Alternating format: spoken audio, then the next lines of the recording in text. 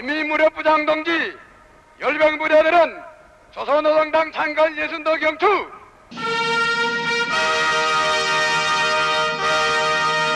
경기도 안녕하십니까?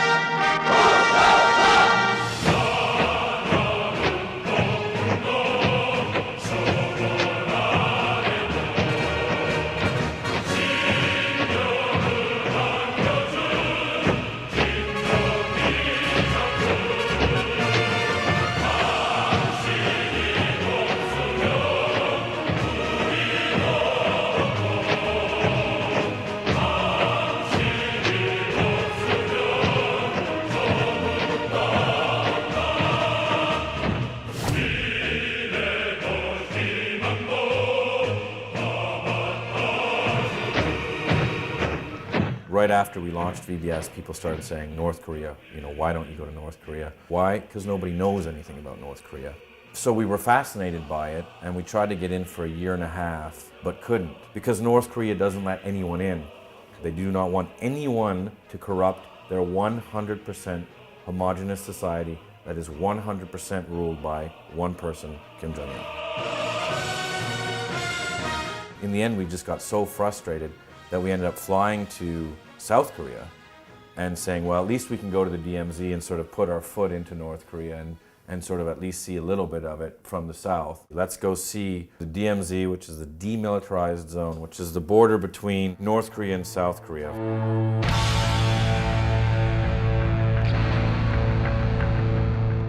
Since the Korean War ended, it's been the most militarized zone on Earth, with 2 million estimated troops on the North Korean side, about 500,000 on the South Korean side, missiles pointed at each other, artillery, tanks. There's 3 million mines on the border itself. In fact, there's so many mines that the North Koreans built invasion tunnels where they went 70 meters down, and they're like, we can be in Seoul in an hour and a half. Now, the CIA and the American Army have found a number of these, but they think that there's even more. It's been called the end of the world. And it's the closest you can get to seeing North Korea. Getting to the DMZ isn't easy. It's only an hour and a half north of Seoul, but you have to go through about 15 checkpoints. Then you have to go through a United Nations sort of indoctrination session where they're like, don't point, don't look at them, don't take any pictures, don't do anything. We're only going to be there for 2.5 minutes.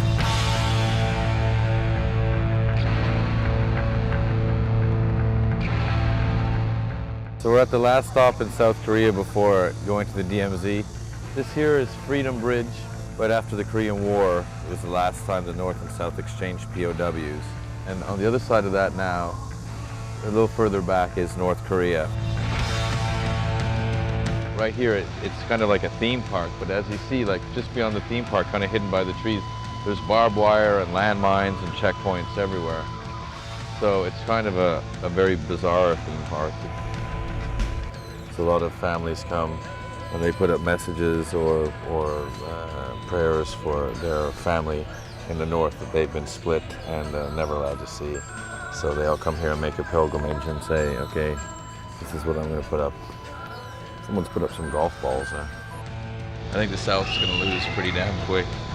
They're going to be sort of rave soldiers brought up on PlayStation versus the North Koreans who eat grass and sleep with their AK.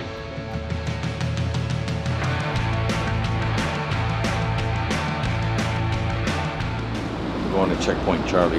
This is one of the most dangerous places in the world. They have 2 million troops ready to come over here. And so you get off the bus and you look across and there's North Korea. We're like, that's North Korea. Get back on the bus. You could start World War III. They really get you terrified. They let you into one barracks room, and the barracks room is half in North Korea, half in South Korea. And they set that up so that they could have talks. But it's the only place where you can go and actually set foot, technically, into North Korea. And this is as close as 99.9% of the people in the world will ever get to getting into North Korea. And people are like, that's North Korea.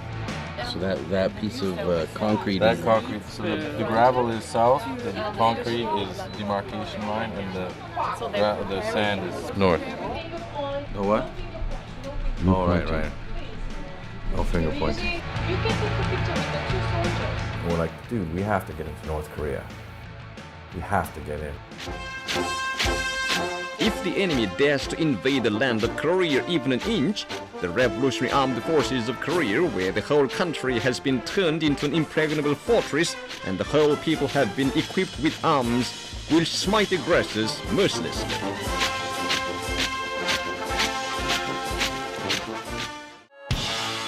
North Korea is a regime arming with missiles and weapons of mass destruction. States like these and their terrorist allies constitute an axis of evil, arming to threaten the peace of the world. The United States of America will not permit the world's most dangerous regimes to threaten us with the world's most destructive weapons.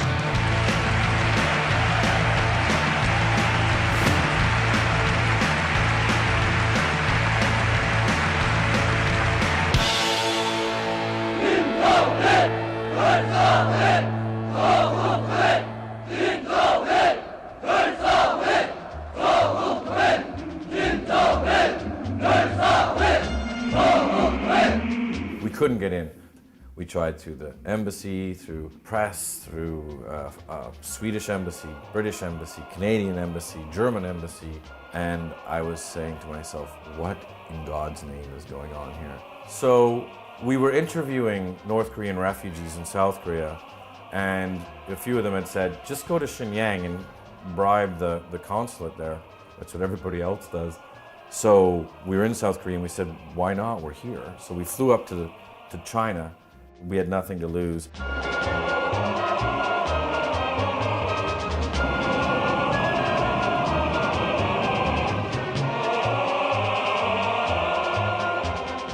And we met the consul in Shenyang, paid a fee, a visa fee, and we left our passports there and in fact most of our money. And we went back to this North Korean hotel. We had to stay in one of their hotels in northern China. And we were supposed to hear back from them at 4 the next afternoon. At 6 in the morning, there's a banging on our door, and we wake up all discombobulated, and they're like, we have to go now. Here's your passport, let's go. And we're like, where are we going? Where are we going? And they don't give you any time to react, not 1 second. They take you right out from the room at 6 in the morning and get you on the plane. Shenyang, yeah, you gotta come to Shenyang. Stay here in the North Korean hotel. It's concrete beds.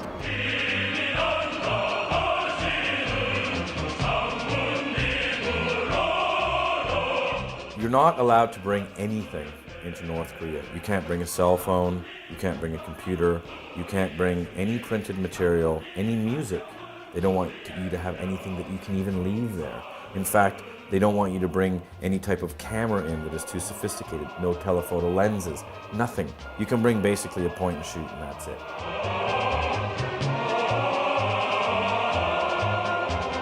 In fact, when you go in, you have to sign a thing saying, I'm not bringing in anything. And let me tell you, if they find out that you did, you're in deep shit.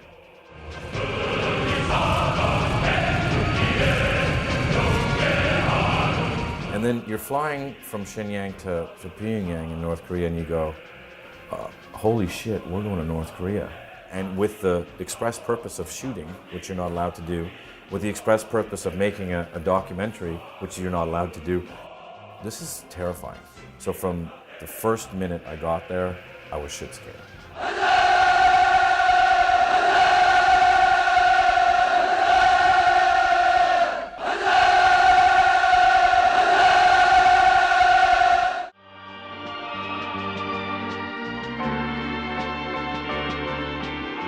The monumental structures built in Pyongyang sing the praises of Kim Jong-il, who made unremitting efforts for their construction.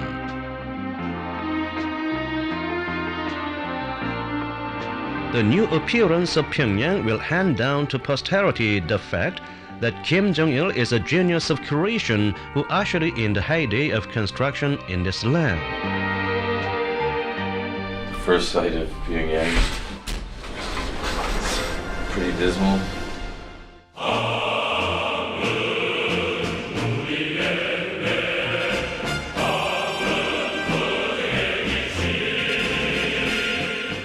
We're in a hotel that's about 47 stories tall. Nobody's in it. I think there's only one floor with any people on it.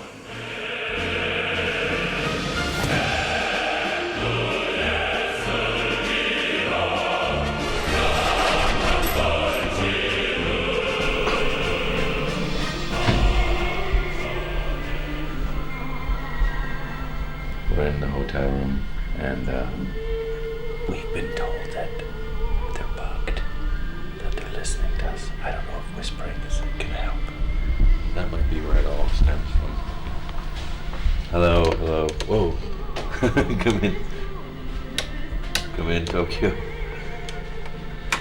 Hello. Hello. Hello.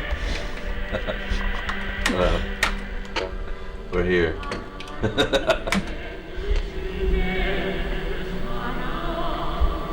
Very good.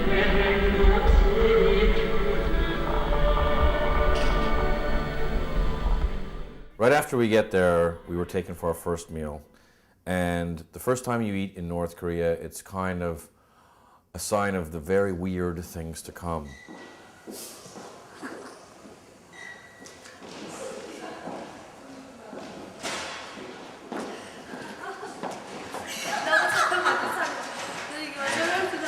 is where we go here. Table is over here. Please. Okay, that's very nice. Is that Kumgang? Kumgang-san. Okay.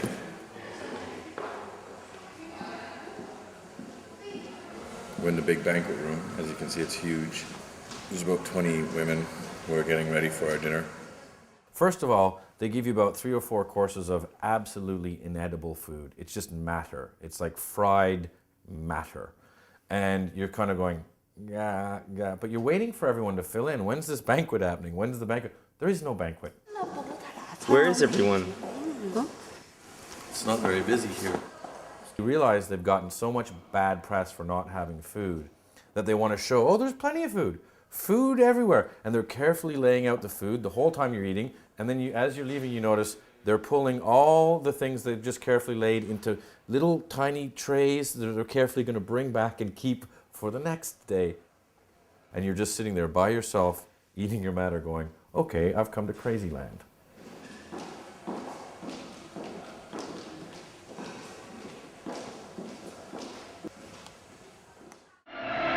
For the defense of the country and people's happiness, whenever the US imperialists resorted to high-handedness with regard to Korea, he put them to shame, displaying the wisdom and mettle of an iron-willed commander.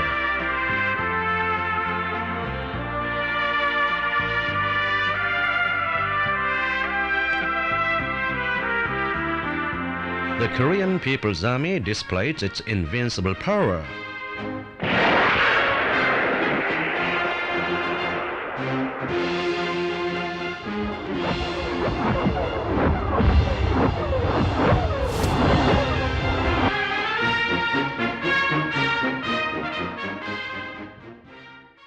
It's really gray and heavy duty outside. We're gonna go downstairs to meet our guards in 15 minutes. It's maybe the weirdest I've ever felt in my life. The first thing you realize in North Korea is you're not a tourist. You're on a tour. You come in, you're shown what you're shown, you're escorted out, you're escorted the whole time, you're never allowed on your own. You can't leave the hotel, which is on an island, until your guards come and get you. You have a guard, a guide, and secret police.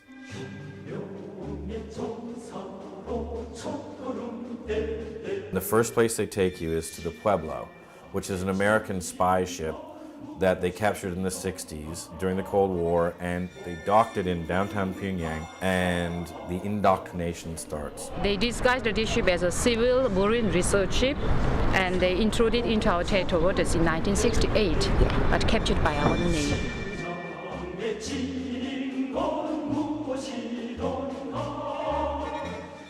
They force you to sit there and watch this sort of indoctrination video about how the American imperialists are terrible and they're shitting on the peace-loving people of North Korea, and look how terrible America is, look how terrible Japan is, and how we got their ship and it shows that they were spying on us and how evil they are. really incredibly anti-American. The U.S. imperialists have long been eyeing for a chance for preemptive strike against the Democratic People's Republic of Korea, resulting to acts of espionage on the land, in the sky, and on the sea. This is Traveler on the spaceship of the U.S. imperialist aggression forces captured by our seamen on January the 23rd, 1968.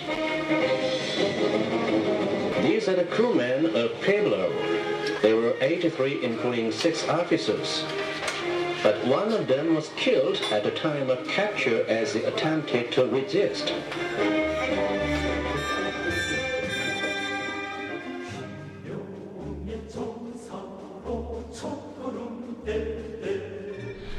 These holes were made by splinters of a shell on our ship. So one of the U.S. soldiers ran to take weapon here, but killed by splinters of a shell.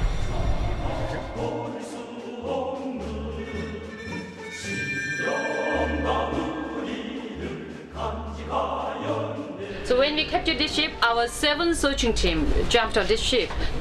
So at that moment, the captain was sitting on this seat. So he was bending his back. Splinters passed above his head. So he was very lucky. This is very freaky.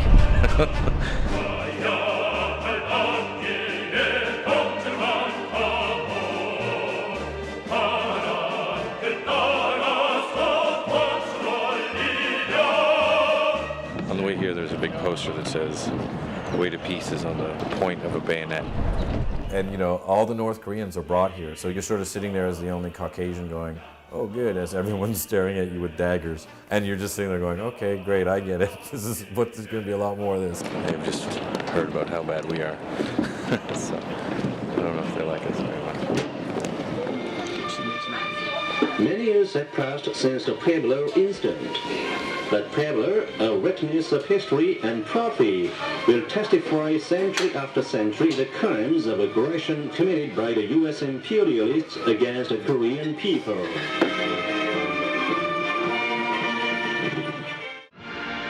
Kim Jong-il devoted strenuous efforts to stepping up socialist economic construction.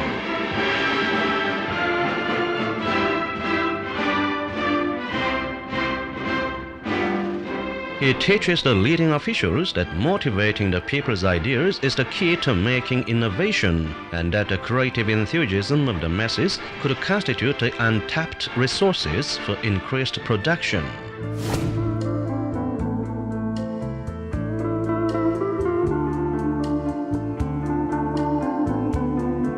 So every day around 6:30 in the morning, our guides and our guards would come to pick us up.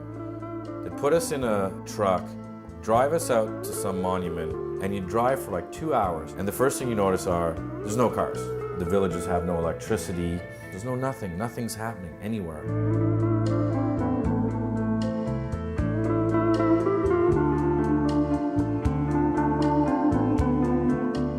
We're going down south from Pyongyang. As you can see, there's nobody on the roads at all. There's no cars on the roads. We're at a tea shop right now. And as you can see, I'm the only guy here. We're just sort of driving on lonely roads and going to lonely tea shops.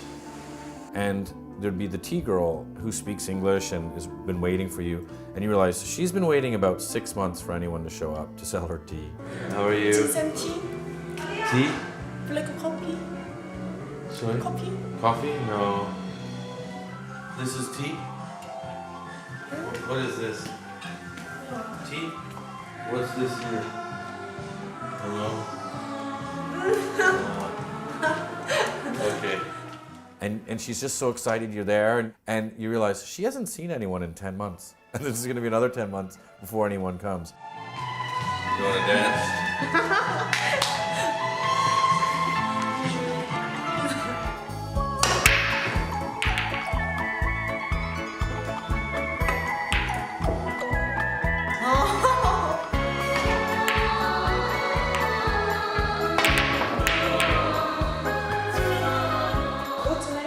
Shane. What's your name? Shane. Shane. You? Shane. Kim Jon-il. Kim 문용식. Yes. 문용식.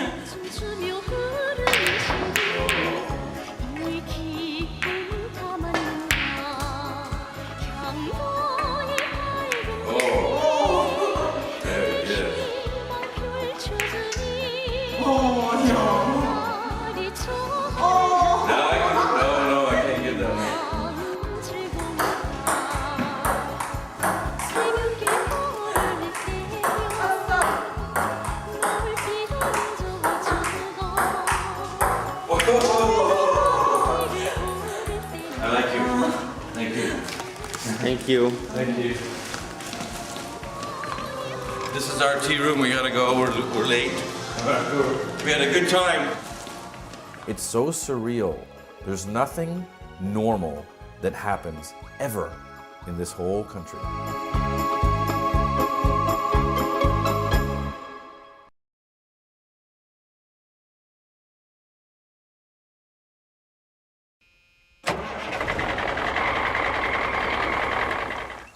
Where are we going now? We are going to military demarcation line.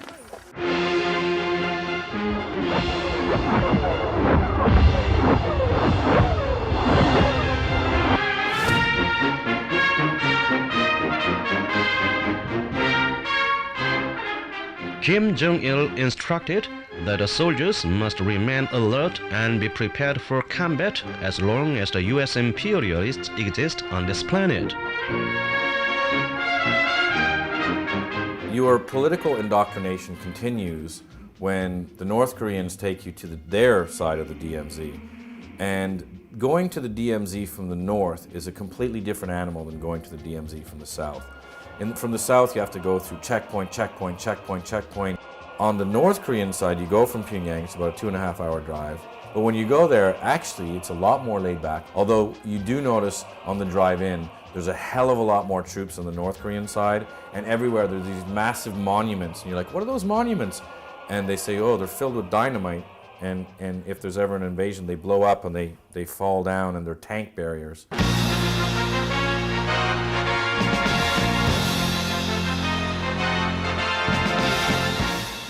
That's the American building there, with all cameras on it. And unlike the South Korean side, you can shoot what you want, you can point at people, you can give them the finger, you can do whatever you want, you can drink beer. Basically, it's a big fuck you to the South, it's a big fuck you to the Americans.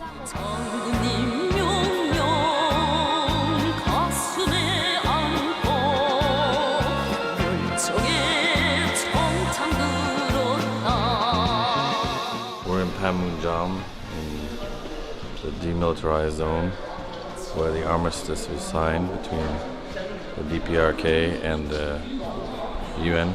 The US had a great loss, so they proposed to us to have the armistice talks in June 1951. All they want to do is tell you about how bad the Americans are. This is where we defeated the American, imperialist aggressors. This is where North Korea shut down the biggest military power in the world. And that's what everything's designed to do.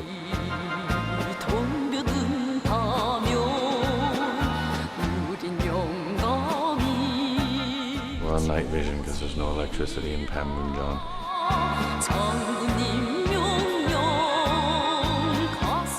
We got in trouble for shooting. They said we might get charged for a criminal offense, so I'm trying to do this as quietly as possible.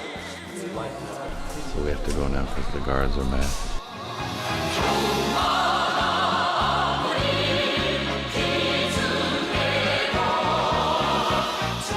All you hear in the DMZ is talk of reunification.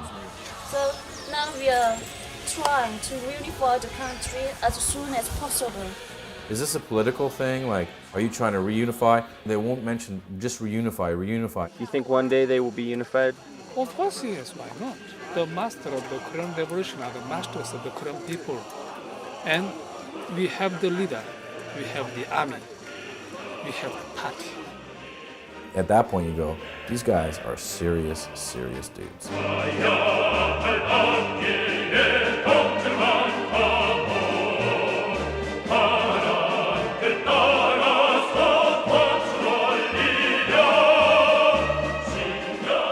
And then on the way back, you stop off and you have a meal, and they're like, oh, you're hungry? Hey, let's just stop at any old restaurant. And they're pretending like, this is like any restaurant, we just showed up. Hey, McDonald's on the side of the road. But let's say there's 7 of you, you get to the restaurant, there's 7 places laid out, and the whole other restaurant's empty. It's been choreographed. They've been waiting for you for 2 days, all set up, the whole restaurant waiting to go. We're in Kaesong, in a nice restaurant. We just had a lovely meal. You have lunch, which is like 50 plates of little shit. Again, you can't eat any of it, but it's like, just look how much food we have. We're so great. Kind of quiet.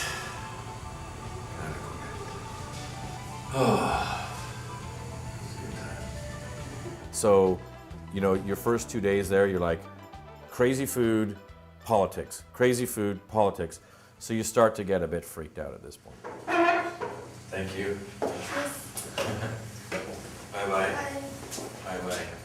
And then on the way back, thinking this is the 4th largest army in the world all along this border, and they've threatened America with nukes and Japan with nukes. I'm like, how can they have nukes?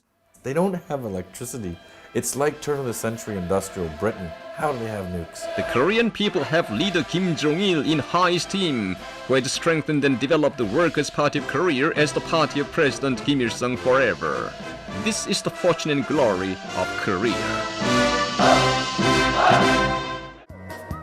On the 60th birthday of the Workers' Party of Korea, working people of all walks of life throughout the country unfolded a sea of dancing, overwhelmed with emotions and joy.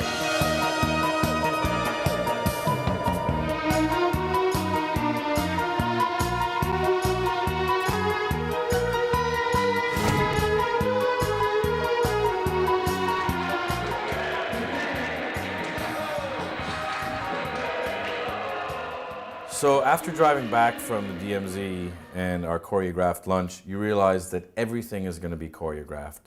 Like, hey, what do you want to do tonight? You want to go out for a few beers? And you're like, hey, this isn't so bad. Sure, let's go out for a few beers. And you go out to the sort of state-sanctioned karaoke place, which is only really for foreigners and really high-ranking party officials.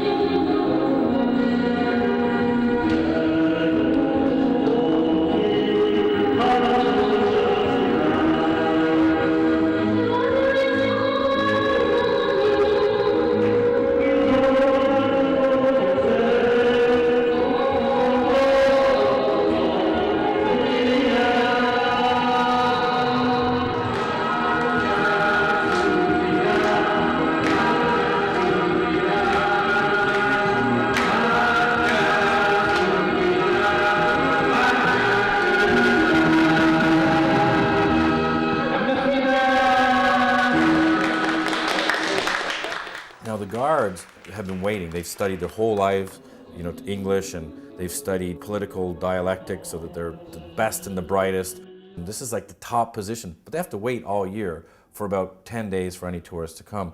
So there's kind of this weird, like they're holding back their excitement because they get to eat and they get to drink and smoke cigarettes and all these great things. And you can see them vibrating. They're so excited. Yeah, have some cigarettes. And they're like, oh God, and drinking, but they're trying not to show it. Check 1, 2, 2. Right, 2, 1, 2, 1, 2. This for you. In a day you'll be over the mountain. There'll be time enough left for to cry. So good night, and God guard you forever. And write to me, won't you?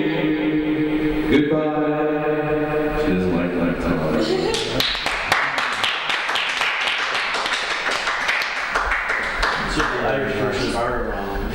Where are we going tomorrow? To the museum. The museum? Museum, yeah. The International Exhibition Hall. Friendship. International Friendship Exhibition Hall. Yeah. We're going to buy some ties. The cigarette is bad for me. It's bad for you? It's bad for everybody.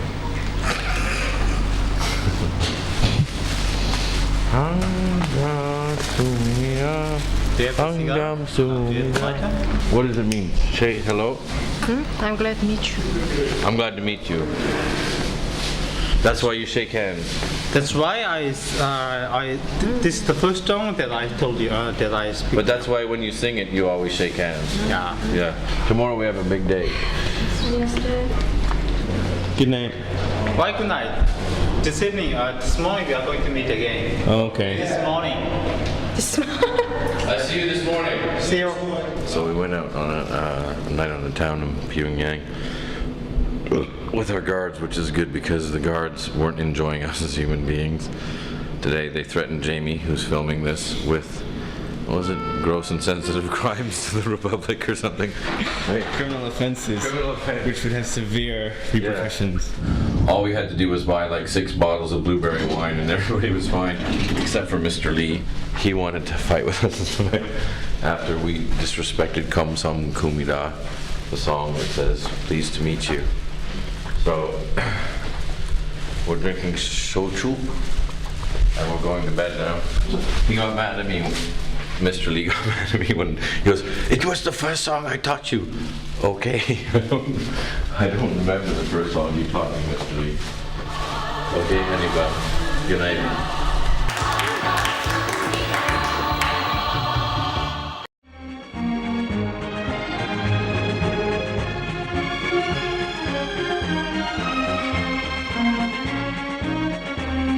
Officers and men of the Korean People's Army and people are visiting the statue of President Kim Il-sung with loyal pledge to build surely a strong, prosperous and powerful socialist nation in Korea, true to its behest.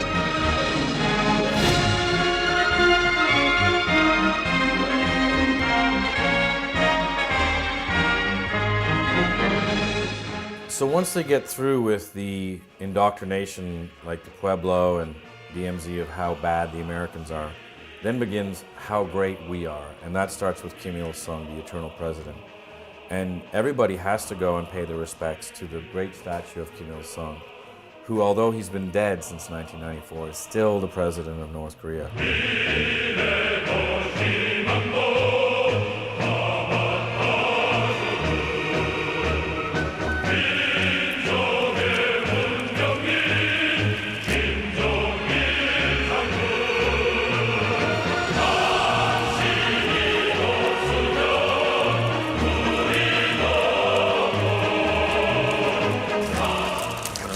At the statue of Kim Il-sung. We have to do this as a token of respect.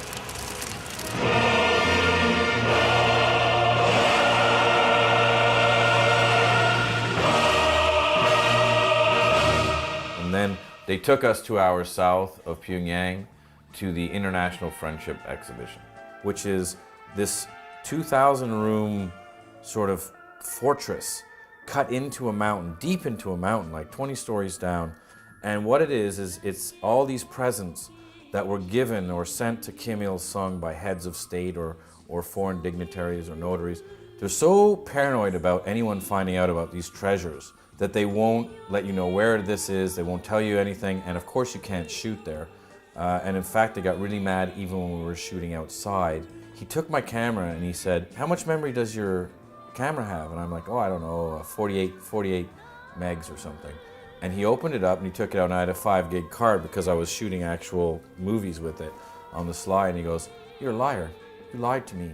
You know very well that's not true. This is 5 gigs. And even if I had taken pictures down there, which I didn't, they just take out your memory card and say, thank you very much.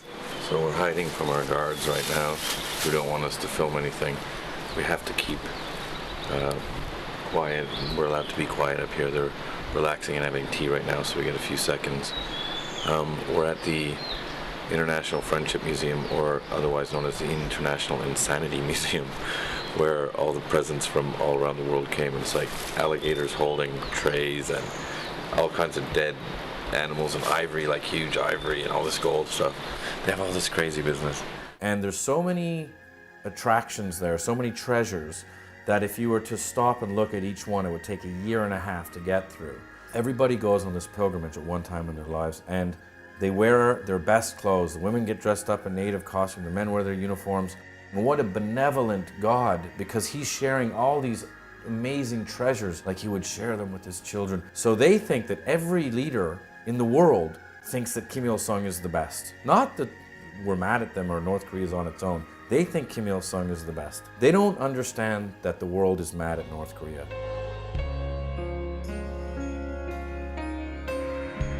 Gifts came to him from political parties and delegations of various countries, international organizations, cultural and friendship organizations, figures of various strata, and those who have connections with the anti-Japanese revolutionary struggle. All the gifts are permeated with boundless reverence and praises for Kim Jong-il, who had safeguarded the socialist career and made imperishable contributions to peace and security of mankind and the cause of making the world independent.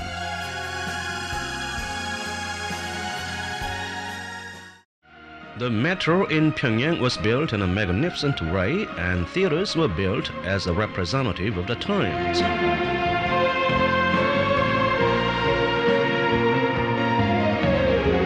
Kim Jong-il's guidance reached construction of Pyongyang Metro, an underground palatial structure.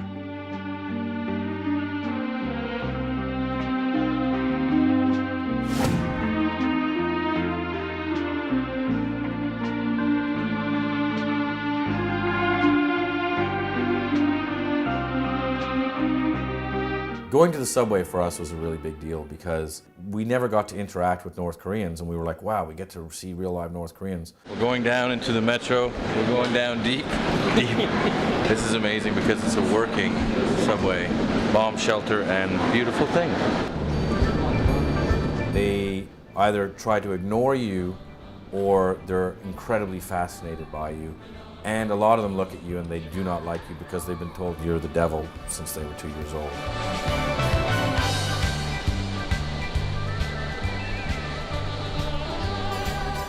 Check out the lights up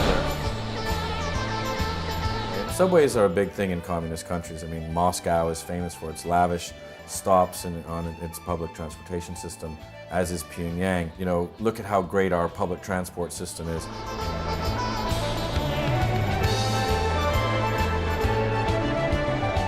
Reminds me of taking the L train.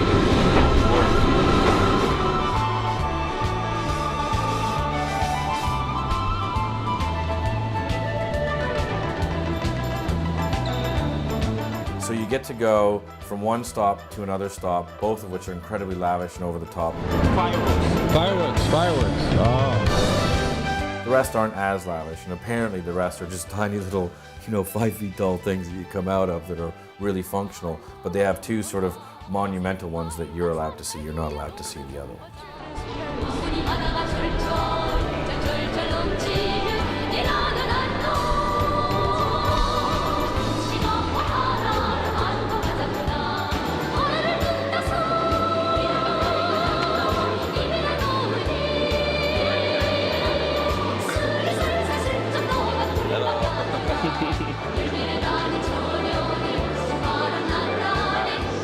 And as you come out, you realize, this is 1950s Russia. This is Soviet Russia. This is Maoist China. I've come back in a time warp. Kim Il-sung and Kim Jong-il worked shoulder to shoulder so as to build on this land a country good to live in. Kim Il-sung once said that Kim Jong-il's ideas, leadership, and traits originated from his love for the people.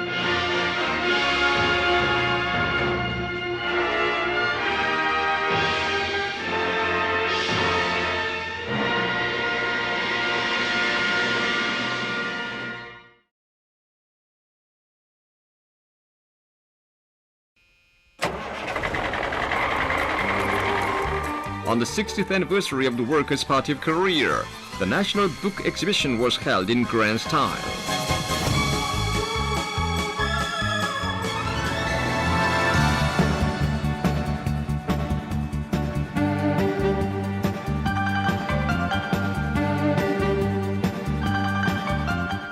The next stop on our tour of North Korean boredom and propaganda was the Great People's Library, which is this massive library that they're very, very excited about. And they make you walk the whole goddamn thing.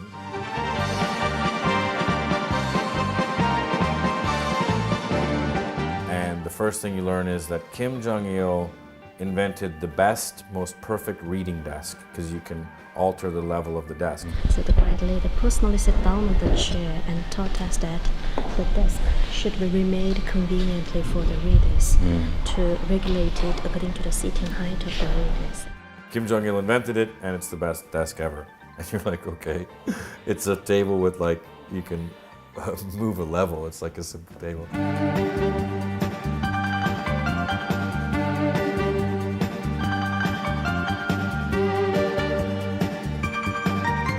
Then they take you to the philosopher hotline, which I found pretty interesting, which is if you have a like philosophical Marxist dialectic problem, then you can come to the library and ask the sort of philosopher god. They come here to ask professors about their questions. Then the professors give them the correct answers immediately.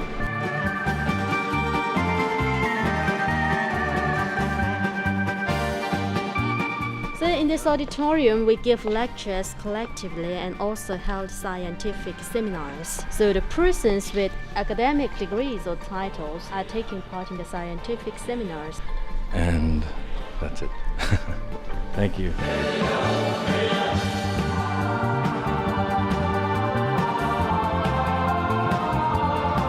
The other thing I found amazing is they're very proud of their modern music library. They've got the Beatles and they've got like, you know, Bob Dylan and stuff.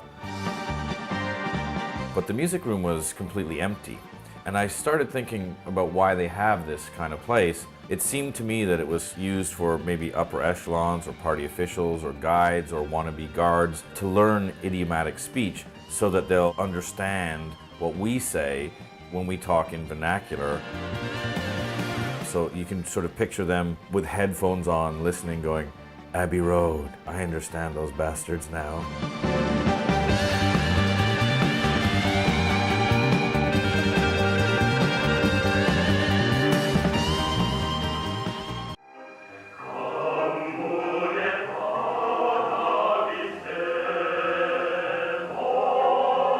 The project was truly a summing up of construction engineering, hydraulic engineering, hydrometeorology, and all other science and technology humanity has so far achieved. A grand monument that could be built by the Korean people only, led by the great leaders.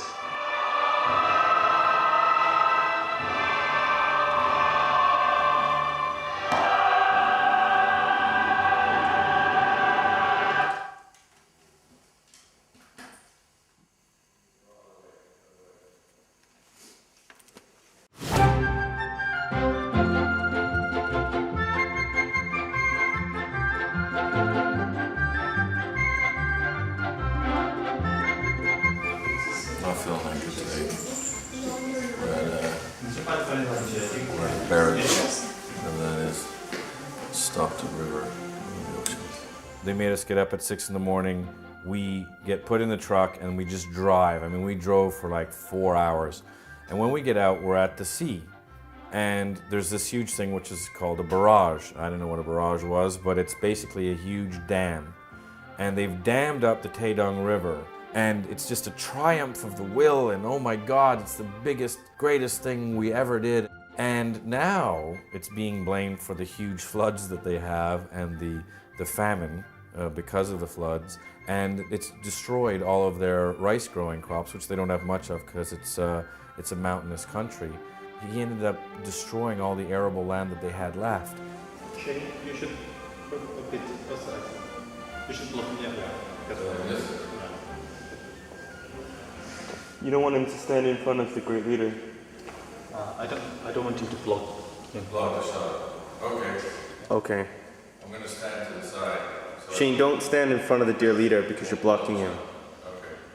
But they're so freaked out about the barrage that we were filming it, which is why you brought us out there, I thought. And they're like, film it, anything more, you're going to jail.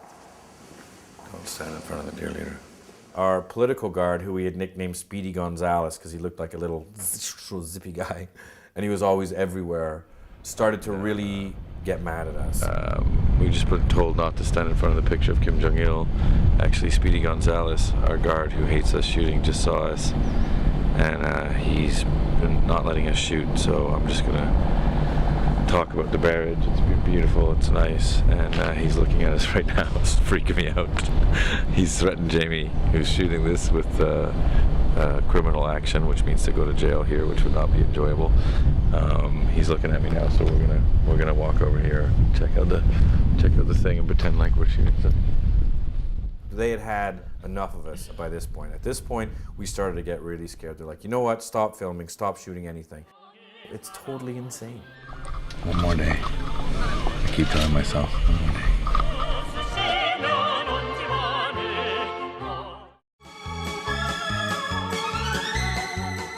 On the auspicious holiday, Kim Jong-il sent precious gifts to kindergartens, wishing the children to blossom their beautiful dreams, emotions, and talents from childhood.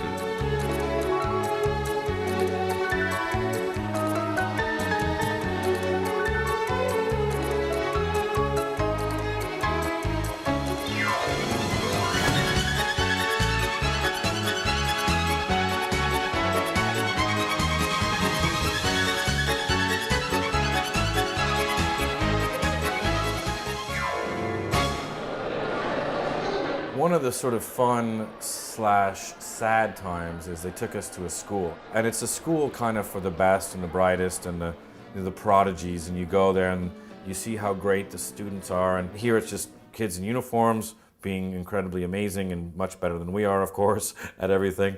You know, the best needle pointers are needle pointing away, and the best guitar players are playing, accordion players, pianists, the best at computer graphics, whatever. They have people for enunciation.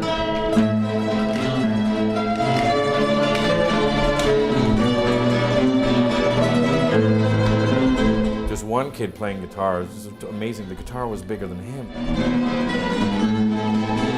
And again, you're like, oh, these great kids and everything, but it's so sad and so scary because they've been picked out and sort of like, you will learn for the state.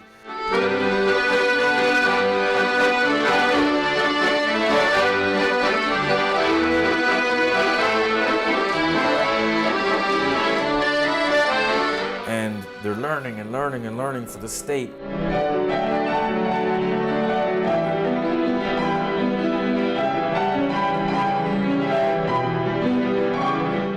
And then there's a show. We're going to an art performance now of the kids, and then we give the flower after the performance. After the performance, we give it to the kids.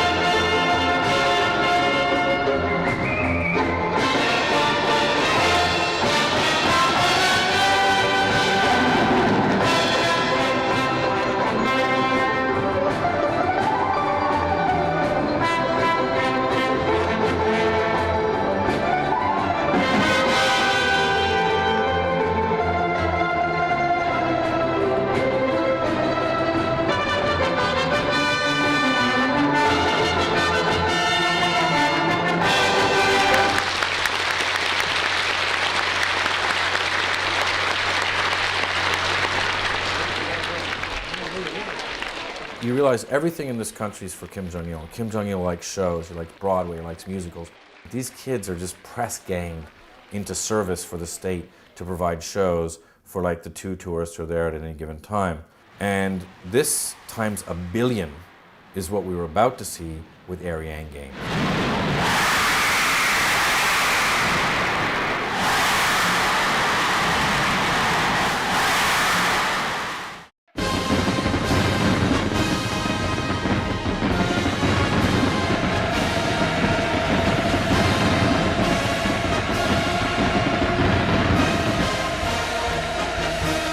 to celebrate the 60th anniversary of the Workers' Party of Korea.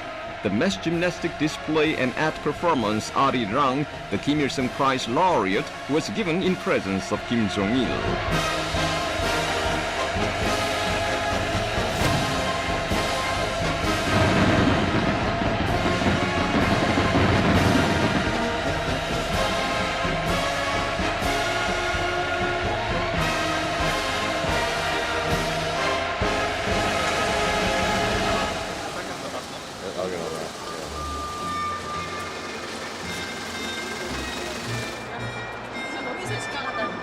Got my ticket.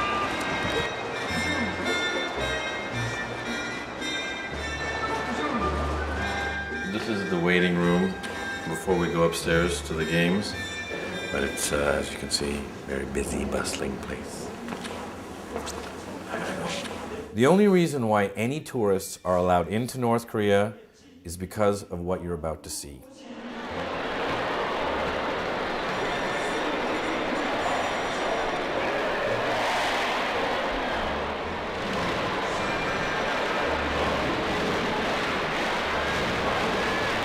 The Aryang Games, or the famous mass gymnastics, are 120,000 people who work for about 2 years to do this incredibly elaborate, choreographed, sort of Andrew Lloyd Webber extravaganza, but on acid. You're sitting on a dais reserved for Kim Jong-il, and you see the most insane thing you've ever seen in your life.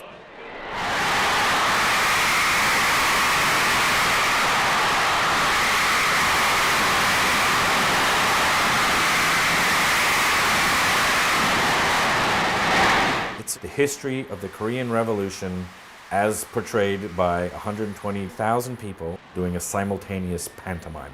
Kim Jong-il likes a spectacle, man, and this is the biggest spectacle in the world.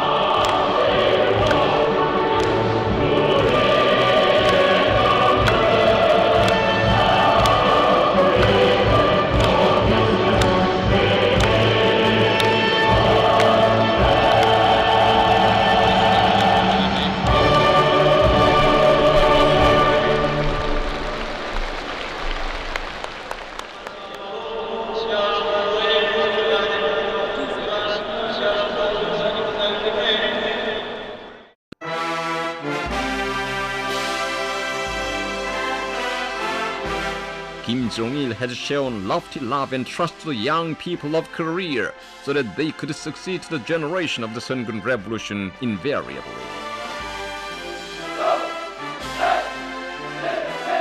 The grand torchlight parade of young vanguards began with the flag of the Kim Il-sung Socialist Youth League decorated with the image of President Kim Il-sung in the van.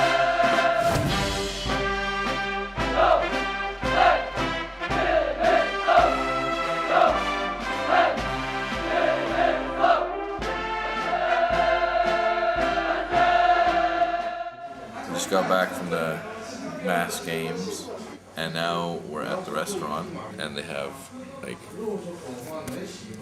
seasoned dog, smothered ox rib, which I guess wouldn't be bad, and then that's about it.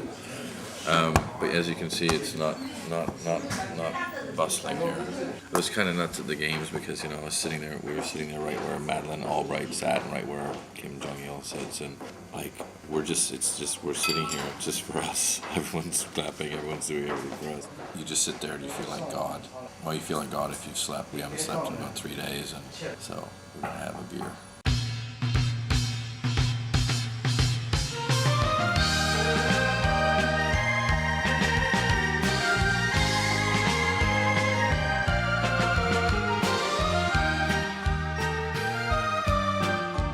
It was our last night, so we went out for our last night karaoke fest, as you do.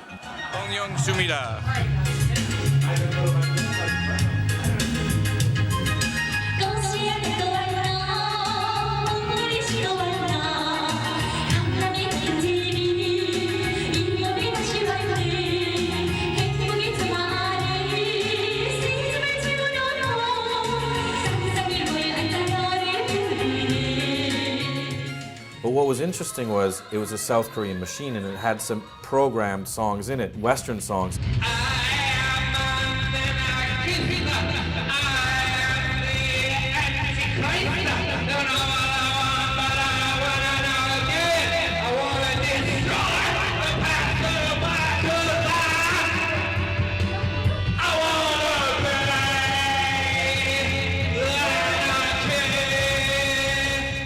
At first they thought, oh, he's just drunk, making a mockery of a military song, and they didn't know how to deal with it, the women didn't know how to deal with it, and it was just like, what's, I mean, they have no cultural references whatsoever.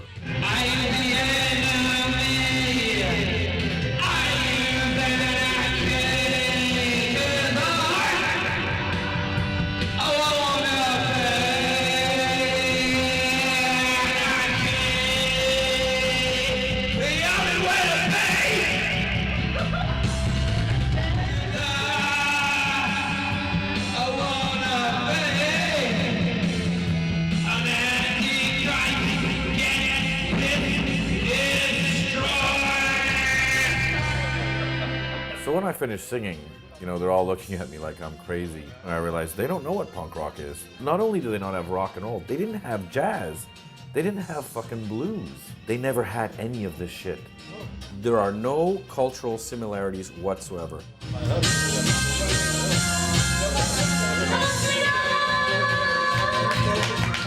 Sometimes I imagine someone coming from the cowboy times, like someone who comes in a time machine or frozen in ice or something, and you have to explain to them what an airplane is, or you have to explain to them, you know, what supermarkets are. And this is as close as you get to that. This is a time machine. This is 1930s Russia or 1950s Soviet Union. So they see me as the Yankee imperialist aggressor, and I see them as the land that time forgot.